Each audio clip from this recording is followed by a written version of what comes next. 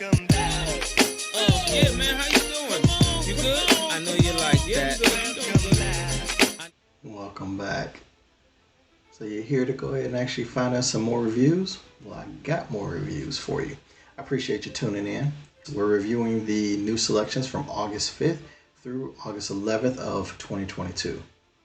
The selections that we have this week are Netflix's Endless Night, Never Give Up, Sandman, and School Tales.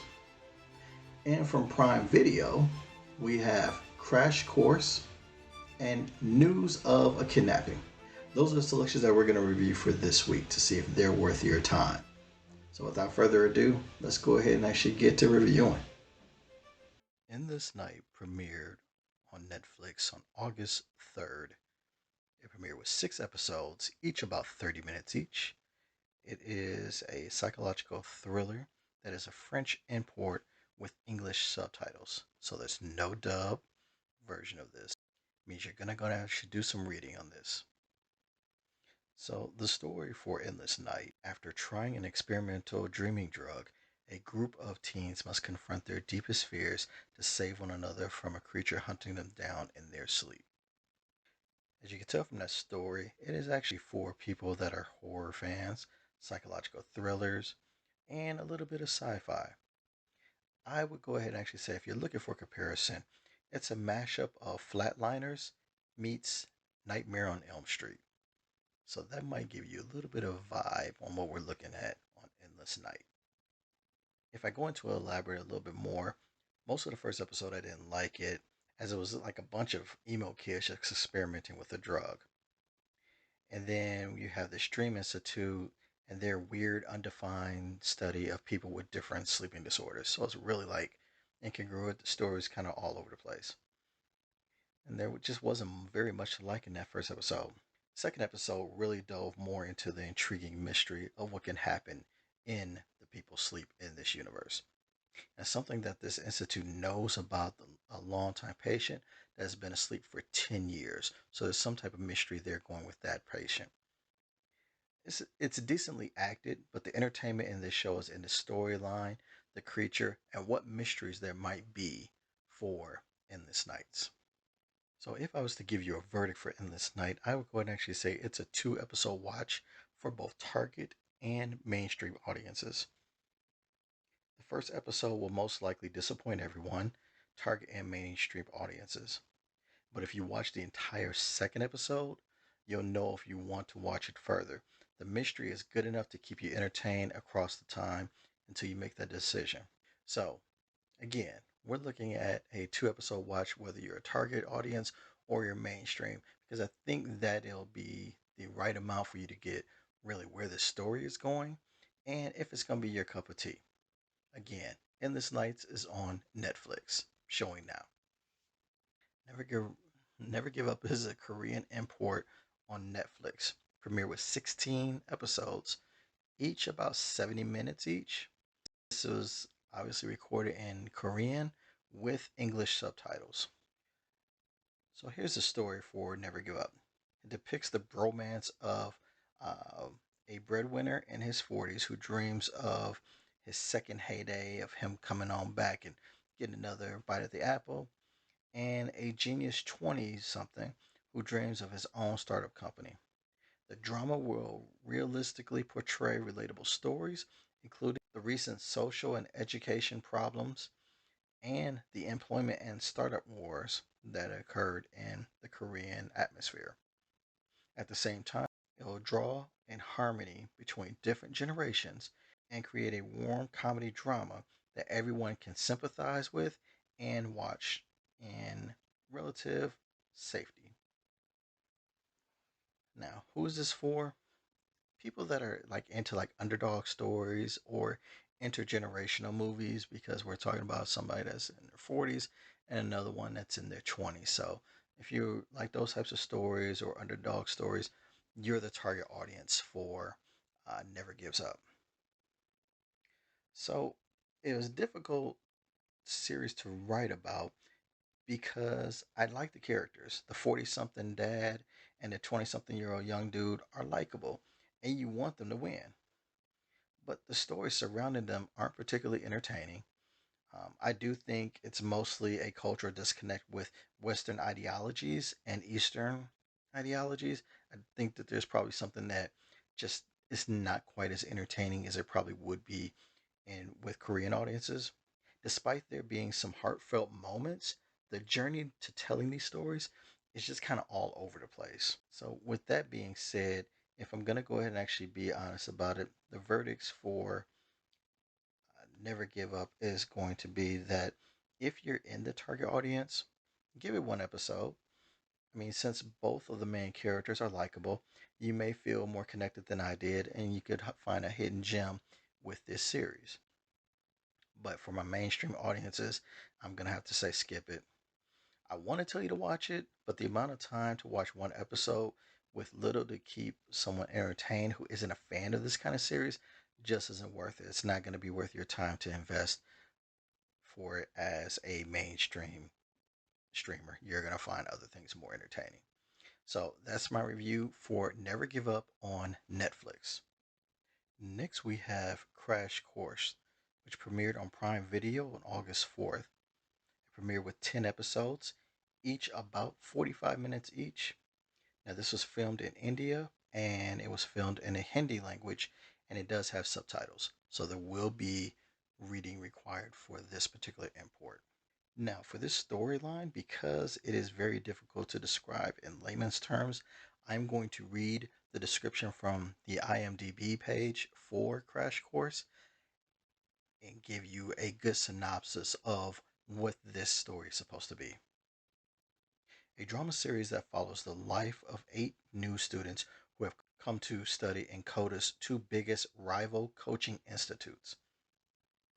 The RJ and the Batra rivalry is an old one. They are the owners of the top institutes, hell bent on finishing the other to gain complete control of the education business in Koda. Their no holds barred rivalry is akin to a chess game. The pawns in this game are the students and the teachers. The 8 core students that we follow represent the 500,000 that throng the city of Koda every year with their dreams and ambitions. Their student life is full of fun and camaraderie in the beginning, but slowly the pressures and the competition intensifies. The show follows the journey of these students as they find friendship, experience first love, heartbreaks, peer pressure, and losing the innocence of youth. As the 2 drastically different worlds of the students and the coaching institute owners collide, there is pandemonium. The stakes are raised, and motives clash, and lives are put at risk. Now, that is the description on IMDb, and the reason why I read it verbatim is because it is, as you can kind of hear, is a very complex story. We're following a lot of different people in this storyline. Now, who is this for? For young adults, obviously, people that are into like competition, especially like school competition, and exploration of interpersonal relationships and measurement to ambition.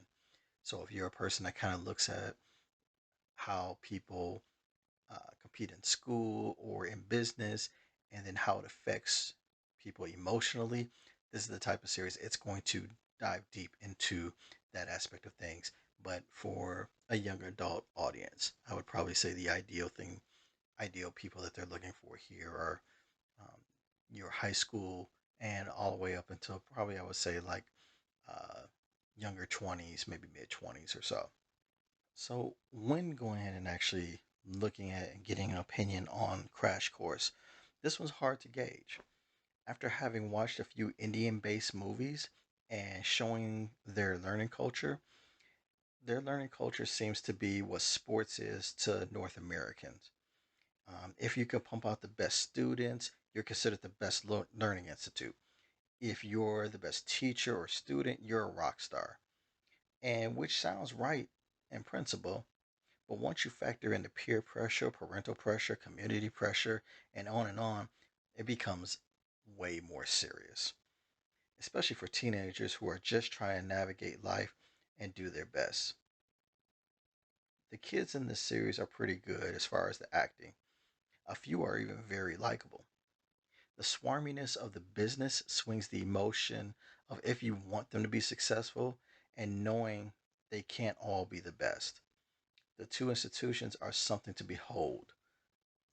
And what I guess what I'm trying to intimate there is that while the kids are typically likable for the majority part, the just the craziness that goes along with this learning environment, this competitive learning environment, really can turn off some viewers. And so it's something that you do have to get used to in watching it.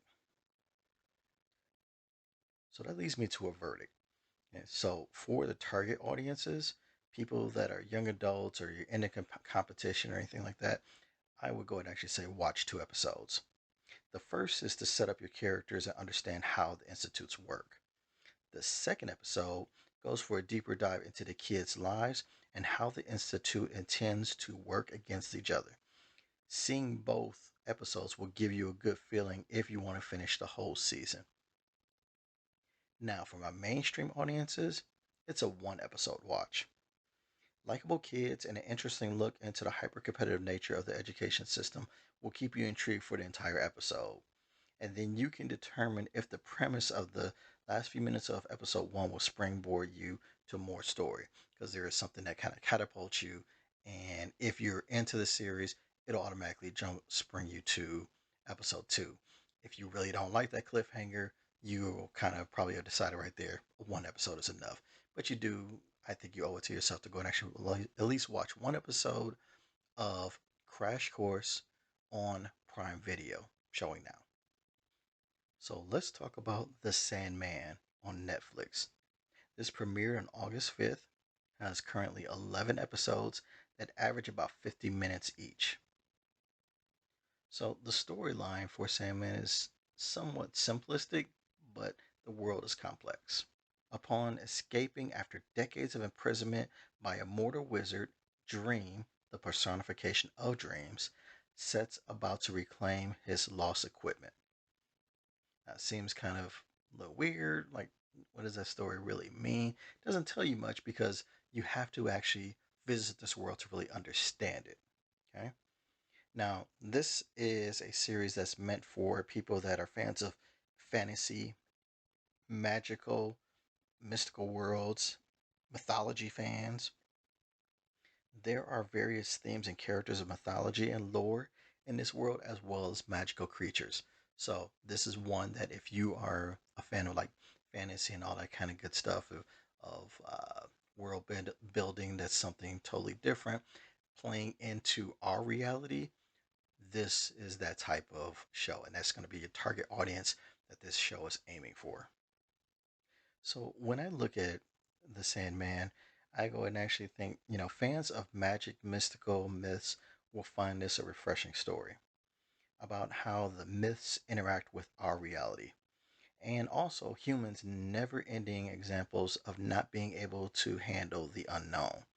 Because as we know, humans were not always the best when it comes to things of unknown.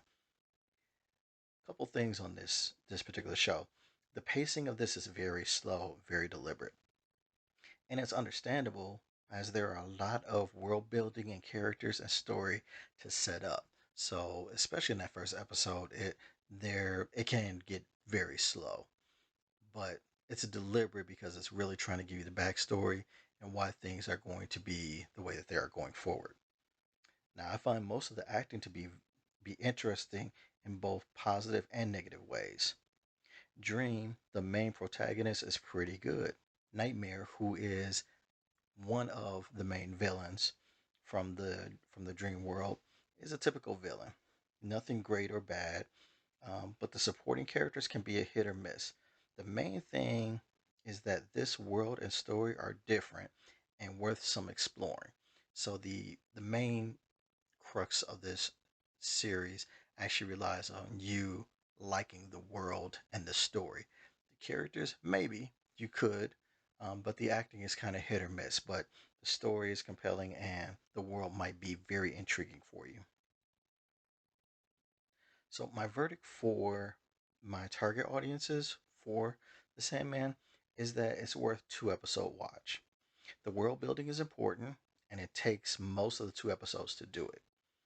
Also, target audiences will likely get caught up in the rules, players, and what may lie ahead in subsequent episodes. The acting and story are entertaining enough to see if this new story really speaks to you as a target demographic. Now, for my mainstream viewers, this is a 1 episode watch. Fantasy and myth shows are like a hit or miss. You can never tell what's going to speak to you. The story, performances, and world are done well enough that you owe yourself at least 1 hour time to see if this world is for you. So again, for the Sandman on Netflix, if you're the target audience for this, give it a 2 episode watch. If you're a mainstream viewer, give it 1 episode watch and see how you like the Sandman on Netflix. News of a Kidnapping on Prime Video premiered on August 5th. There are 6 episodes averaging about 55 minutes each. This was filmed in Colombia in Spanish, but it has been dubbed in English. So if you don't want to, you don't have to read English. You can just go and actually sit back and listen. Now, the story for News of a Kidnapping is the wife and sister of a Colombian congressman, Alberto Villamizar, are kidnapped by extradijables in response to new extradition laws. Alberto and the police try to close in on the kidnappers and rescue Alberto's family. So that's the main overarching story in News of a Kidnapping. Who is this for? We're talking about people that are fans of like drug and cartel stories and crime drama.